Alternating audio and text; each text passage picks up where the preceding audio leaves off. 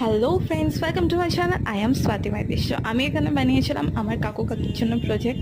তো আজ হচ্ছে এখানে গঙ্গা পুজো। ফাইনালি আমার দীঘার ট্রিপ কমপ্লিট। তারপরের দিনই ছিল গঙ্গা পুজো। সো কাল আমি চলে যাচ্ছি। মনটা খুব খারাপ হচ্ছে ফ্যামিলির জন্যে। তো তার ব্লগ আসবে নেক্সট ব্লগে। তো এখানে হচ্ছে গঙ্গা পুজো, আমি এখানে পুষ্পাঞ্জলি দেব। আমি এখানে উপসে ছিলাম। আপনারা জানেনই আমার সব ঠাকুর পুজো করতে খুব ভালো লাগে। তো এখানে আমি পুষ্পাঞ্জলি দিচ্ছি। পুষ্পাঞ্জলি দেওয়ার পর আমি আমাদের মামাবাড়ির সবার সঙ্গে দেখা করব।